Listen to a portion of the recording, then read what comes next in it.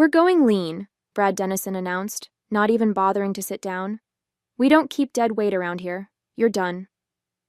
I stared at the 28-year-old who had been CEO for exactly 6 hours and 43 minutes. The glossy Harvard Business School diploma he'd hung behind his desk still had the price tag dangling from the frame.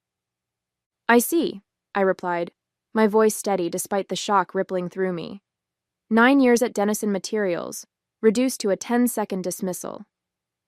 "May I ask why?" Brad's lips curled into what I assumed was his version of a businessman's smile. "My father might have needed someone to hold his hand through every contract, but I have a different vision for this company. We're modernizing." I nodded slowly, feeling the weight of the personnel files I'd been reviewing before his assistant summoned me. Files that contained, ironically, my own carefully negotiated employment agreement. "I'll need this in writing, of course," I said, rising from the visitor's chair in what had been Charles Dennison's office until his retirement last week. "HR will have something for you to sign on the way out," Brad said dismissively, already turning to his computer. "Security will escort you to clear your desk. Standard procedure." I gathered my notepad and pen, maintaining the calm demeanor that had served me well through countless negotiations. "Of course. Thank you for the opportunity to work here." Confusion flickered across Brad's face at my composure, but he quickly masked it with another practiced smile. "Best of luck, Rita." As the security guard watched me pack my personal items into a cardboard box, my phone buzzed with messages from colleagues who had witnessed my exit from the executive floor. I left them unanswered, focusing instead on the task at hand. In the drawer of my desk was a copy of my employment agreement, the one Charles had personally revised 3 years ago when Westlake Supplies had tried to poach me. "All set?" the guard asked awkwardly. He knew me, of course. Everyone at Dennison knew me as the fixer, the one who solved impossible problems. "Almost," I said, sliding the agreement into my bag. "Just need to say goodbye to a few people." But I didn't. I walked straight to the elevator, past the shocked faces of my team, and out into the crisp Tulsa morning. In my car, I finally allowed myself a moment to breathe. I opened my bag and pulled out the agreement, flipping to the section I knew by heart. The clause Charles had insisted on, the one I had negotiated with precision. A smile spread across my face. Brad Dennison had just made the most expensive mistake of his short career.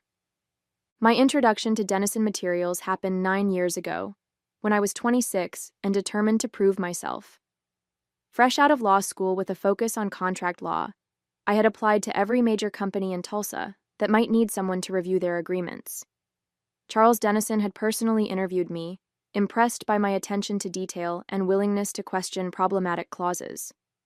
"Most lawyers just rubber stamp whatever we put in front of them," he had said during our interview. "I need someone who will tell me when I'm about to step in it." I was hired the next day. Over the years, I became more than a contracts specialist. I was the one Charles called when a supplier threatened to pull out, when a major client was unhappy, when the company needed to navigate complex regulatory changes. I rewrote agreements that saved millions, spotted loopholes that would have cost the company dearly, and eventually earned a place at Charles's right hand. 3 years ago, Westlake Supplies, Dennison's biggest competitor, tried to lure me away with a salary that made my eyes water. Charles countered with not just matching pay, but an employment agreement that reflected how much he valued my contributions. A golden parachute clause, a full year's severance, equity options, and most importantly, a trigger clause that paid out if I was ever terminated without cause. "Your family now, Rita," Charles had told me as we signed the agreement. "This company wouldn't be what it is without you." I believed him. And for 6 more years, I gave Dennison Materials everything I had. Then Charles announced his retirement. We all knew Brad would take over. Nepotism was alive and well, even in a company that prided itself on meritocracy.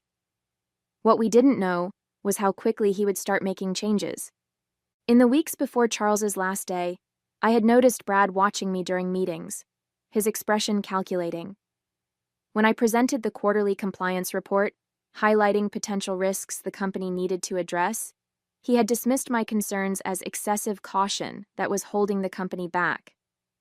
Charles had defended my thoroughness, but I saw the writing on the wall. Brad viewed me as his father's right hand, not his own. I had started updating my resume that night. What I hadn't expected was the abruptness of my dismissal. No warning, no transition period, not even a pretense of restructuring. Just, "You're done," from a man who had been handed everything his father had built. As I drove home from the office for what I thought was the last time, I wondered if Brad had even bothered to read my file before deciding my fate. That evening, I spread my employment agreement across my dining room table, alongside the termination notice HR had hastily printed for me. The contrast between the two documents was stark. One meticulously crafted over weeks of negotiation, the other a generic form with my name misspelled. I picked up my phone and dialed a familiar number. "Leonard Phillips," answered the voice on the other end. "Leonard, it's Rita Howard." "Rita, to what do I owe the pleasure? How are things at Denison?" I took a deep breath. "Actually, that's why I'm calling. I was terminated today." There was a pause. "You're kidding, Charles fired you?" "Not Charles, Brad. Charles retired last week." Another pause, longer this time. "I see. Well, his loss is someone else's gain. As a matter of fact..." "Before you continue," I interrupted, "I should mention I have an employment agreement with some significant termination provisions." "Do tell." I walked him through the key points of my agreement: the golden parachute, the severance, the equity options, and the trigger clause. Leonard whistled. "That's quite a package. Does Brad know about this?" "I'm not sure he bothered to check before showing me the door." "Well, this is interesting timing. We're looking to expand our Tulsa operations, and we could use someone with intimate knowledge of Denison's contracts and clients." I smiled into the phone. "I thought you might say that." We talked for another hour, discussing potential roles, compensation, and how my knowledge of Denison's operations could help Westlake gain market share. By the time we hung up, I had a verbal offer that doubled my Denison salary, with a formal offer to follow in the morning. I sat back, staring at the documents spread before me. The termination was a shock, yes, but also an opportunity, one that would never have presented itself if Brad had taken the time to understand the company he had inherited. My phone buzzed with a text from Diane, my assistant at Denison. "Are you okay?" she wrote.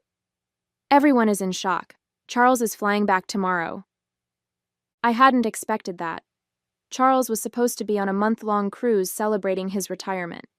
For him to cut that short meant Brad had likely shared the news of my departure. "I'm fine," I replied, just surprised at the timing. Brad called an all-hands meeting to announce a new direction for the company, said he's bringing in his own team. That explained it. Brad wasn't just firing me. He was dismantling everything his father had built, piece by piece. "Keep me posted," I wrote back, then set my phone aside. I gathered the papers from my table and placed them neatly in a folder. Tomorrow would be interesting, but not in the way Brad Denison expected. He thought he was asserting control. In reality, he had just handed me the key to unlock a door I had never planned to open. I arrived at Denison Materials just after 9 the next morning, not as an employee, but as someone with unfinished business. The receptionist did a double take when I walked through the glass doors, wearing the same professional attire I'd worn every day for 9 years. "Miss Howard," we heard." "Is Charles in?"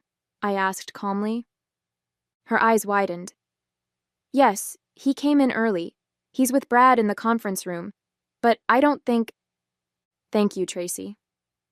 I smiled and headed toward the elevator, my heels clicking confidently against the marble floor. As the elevator doors opened to the executive floor, I could hear the shouting before I even stepped out. Charles's voice, normally so controlled, echoed down the hallway. "Did you even read her agreement before firing her?" I approached the conference room slowly, noting the small crowd of executives and assistants who had gathered at a safe distance, pretending to be busy while straining to hear the confrontation.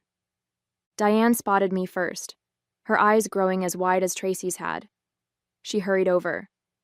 "Rita, what are you doing here?"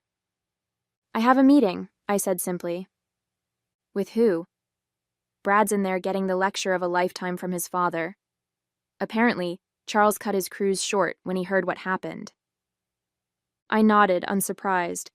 Charles had always been hands-on, and despite his official retirement, he wasn't the type to sail into the sunset while his company changed course. The conference room door flew open and Brad stormed out, his face flushed with anger, which quickly drained to shock when he saw me standing there. "What are you doing here?" he demanded. Before I could answer, Charles appeared behind him. Unlike his son, Charles looked pleased to see me. "Rita, perfect timing. Please, join us." He gestured for me to enter the conference room, then turned to the gathered audience. "The rest of you, back to work." Inside, the long conference table was covered with papers, including, I noticed, several copies of my employment agreement. Beside them sat Veronica Wyatt, the head of HR, looking distinctly uncomfortable. "Miss Wyatt was just explaining to Brad why your termination might be problematic," Charles said, closing the door behind us. Veronica cleared her throat. "As I was saying, the agreement Miss Howard signed 3 years ago included several protections, including—" "I know what it includes," I interjected smoothly. "1 year of severance at my current salary, immediate vesting of all outstanding stock options, a non-compete waiver and a clause granting me full rights to consult for any competitor I choose." I paused, making sure Brad was looking at me before continuing. "And a $250,000 early termination payout if fired without cause." Brad's face cycled through several emotions: disbelief, then anger, then something close to panic. "That can't be right," he said, grabbing one of the copies and flipping through it frantically. "Page 7, paragraph 4, I offered helpfully. Charles watched his son with a mixture of disappointment and resignation. "I tried to teach you the importance of understanding the details before making decisions. This is exactly why." Brad found the clause, his face growing paler as he read it. "But this is legally binding," I finished for him. "Signed by Charles and still valid." Charles turned to me, his expression softening. "Rita, I want to apologize for my son's actions. Your termination is rescinded, effective immediately. Your position, your office, everything will be restored." I had anticipated this, of course. Charles was nothing if not loyal to those who had served him well. But loyalty wasn't what had brought me back to Denison Materials that morning. "I appreciate the offer," I said, "but I've already accepted a position elsewhere." The silence that followed my announcement was broken only by the sound of Brad dropping the agreement onto the table. "Where?" Charles asked, though I suspected he already knew the answer. "Westlake Supplies," I replied. "I start next Monday as their Director of Contract Management and Compliance." Brad let out a sharp laugh. "You can't. Your non-compete was waived upon termination without cause," I reminded him. Page 9, paragraph 2. Charles sank into a chair, looking suddenly older than his 65 years. "You've been planning this?" "No," I said honestly. "But when the opportunity presented itself, I would have been foolish not to take it." "They'll want our client list, our pricing structures," Brad began, panic edging into his voice. I raised an eyebrow. "All things I'm legally entitled to use, given how my employment was terminated." I turned to Charles. "Though I should mention that my agreement with Westlake specifically excludes using proprietary information from Denison. Leonard Phillips may be a competitor, but he's not without ethics." Charles nodded, unsurprised.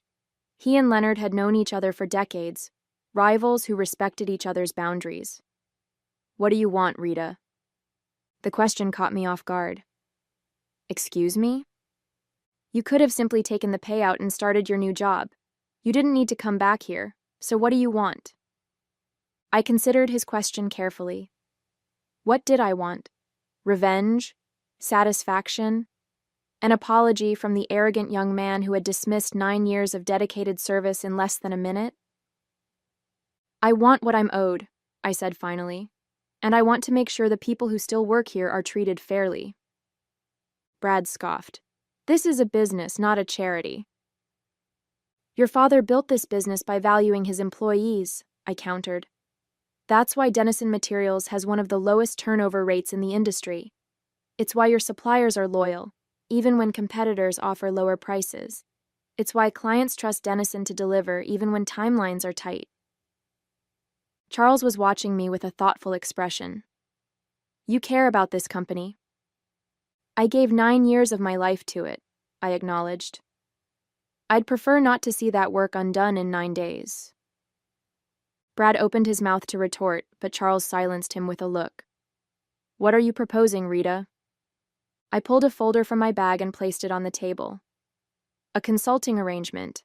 I'll help with the transition of my duties, advise on pending contracts, and provide insights on key client relationships. In return, I receive the compensation outlined in my termination clause, plus a consulting fee. Charles picked up the folder and skimmed its contents, a small smile playing at the corners of his mouth. You've thought this through. It's what you hired me to do, I reminded him. He handed the folder to Brad. Read it. Carefully this time. Brad accepted the folder reluctantly, his expression sullen. As he read, his eyes widened slightly at certain points, and I knew he was recognizing the strategic value of what I was offering, despite his wounded pride. This would give her access to our operations even while she works for Westlake, he objected. With strict confidentiality provisions, I pointed out, and a clear delineation of what constitutes proprietary information. Leonard is aware of this arrangement and has approved it. Charles looked impressed. You've already cleared this with Westlake? It was a condition of my acceptance, I confirmed. They get my expertise without the ethical complications. Brad tossed the folder back onto the table. This is blackmail. No, Charles corrected him. This is negotiation. Something you would understand if you had taken the time to learn the business instead of assuming you could run it based on theory alone. The tension between father and son was palpable. Years of unspoken expectations and resentment suddenly laid bare. As the weight of the situation settled over the room, Veronica excused herself quietly, leaving the three of us alone with the aftermath of Brad's hasty decision. I'll need time to review this proposal, Charles said, closing the folder. Of course, I replied. But I should mention that my offer to help with the transition expires at the end of the day. After that, the only communication will be through lawyers regarding my termination package. Brad's face reddened. You're giving us an ultimatum? I'm being practical, I corrected him. My new position requires my full attention, and Westlake has already been generous in allowing this arrangement. I won't ask them to wait indefinitely. Charles studied my face, searching for something, resentment perhaps, or vindictiveness. Finding neither, he nodded slowly. You were always fair, Rita, even when you had every reason not to be. He turned to his son. Brad, step outside. I need a moment with Rita. Brad looked as though he wanted to object, but something in his father's expression stopped him. With a final glare in my direction, he left the conference room, slamming the door behind him. He has potential, Charles said once we were alone, but he lacks patience and humility. He sighed, running a hand through his silver hair. I thought giving him the reins would force him to grow up. I see now that was a mistake. It's not my place to comment on your decisions regarding Brad, I said carefully. Charles smiled ruefully. That's diplomatic of you. But we both know this isn't how I wanted things to end between Denison Materials and Rita Howard. I felt a twinge of nostalgia for the years I'd spent at the company, the challenges we'd overcome, the victories we'd celebrated. Business is business, I said, echoing a phrase Charles himself had often used. Indeed. He picked up my consulting proposal again. I'll sign this, and I'll make sure Brad understands the terms and the consequences of violating them. Thank you. But before you go, Charles continued, I want to ask you something, off the record. I nodded, curious. What would it take to bring you back? Not now, but eventually. Once things are settled. The question took me by surprise. Honestly, I don't know. Westlake is offering opportunities I hadn't considered before, and after what happened, trust is difficult to rebuild, Charles acknowledged, but not impossible. I thought about it for a moment. Dennison would need to change. The culture, the leadership approach. Your son would need to demonstrate that he values the people who make this company work, not just the bottom line. That's a tall order. You asked what it would take, I reminded him. Charles laughed, a genuine sound that momentarily erased the tension of the morning. So I did. He extended his hand.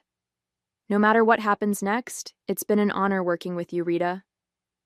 I shook his hand, feeling an unexpected surge of emotion. Likewise, Charles. As I turned to leave, Charles called after me. Rita, one more thing. I paused at the door. Brad will hate this, but I'm going to insist he attend your transition meetings personally. Consider it part of his education. I couldn't help but smile. That seems appropriate. Outside the conference room, Brad was pacing, his face still flushed with anger. He stopped when he saw me. Are you satisfied? He demanded. You've completely undermined my authority on my first day. I regarded him calmly. You did that yourself when you decided to fire someone without understanding the consequences. He stepped closer, lowering his voice. This isn't over. Actually, I replied, matching his tone, it is. Your father is signing my consulting agreement, and you'll be attending all transition meetings personally. Consider it a crash course in contract management. The shock on his face was almost worth the turmoil of the past 24 hours.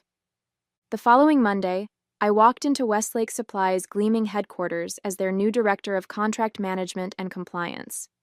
My office overlooked downtown Tulsa, a far cry from the windowless space I'd occupied at Dennison. Leonard Phillips himself showed me around, introducing me to the team and outlining my responsibilities.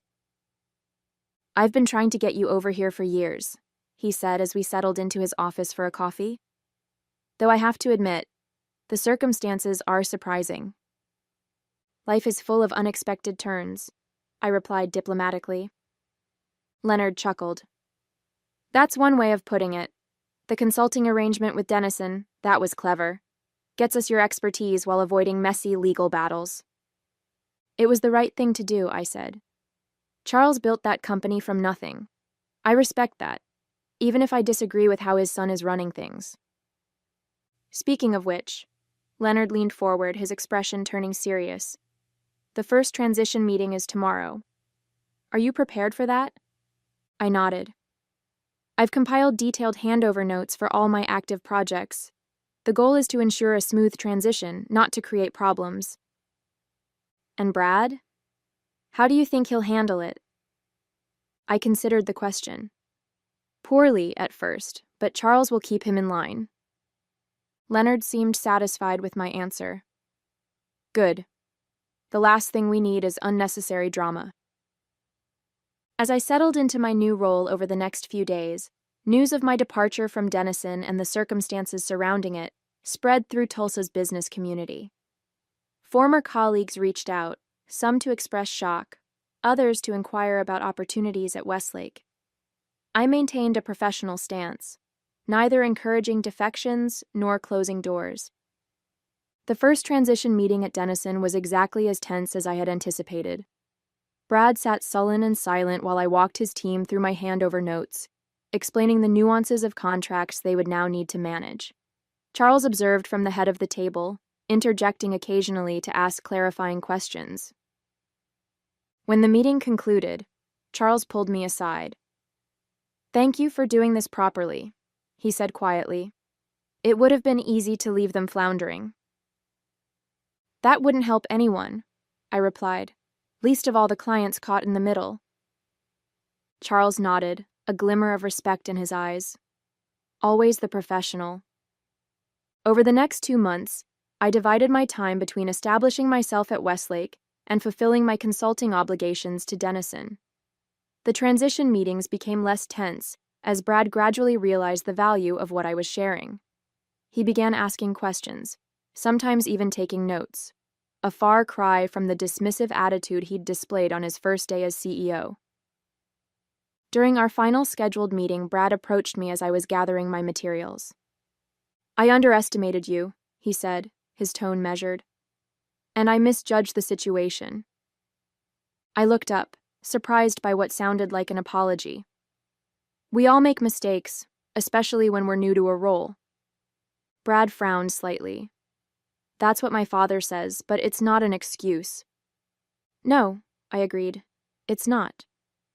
But acknowledging the mistake is the first step toward not repeating it." He seemed to consider this. "The consulting agreement expires next week." "Yes." "Would you consider extending it? On a more limited basis, of course, just for the most complex contracts." I hadn't expected this request. "I'm not sure that would be appropriate given my position at Westlake." "I've already discussed it with Leonard Phillips," Brad admitted.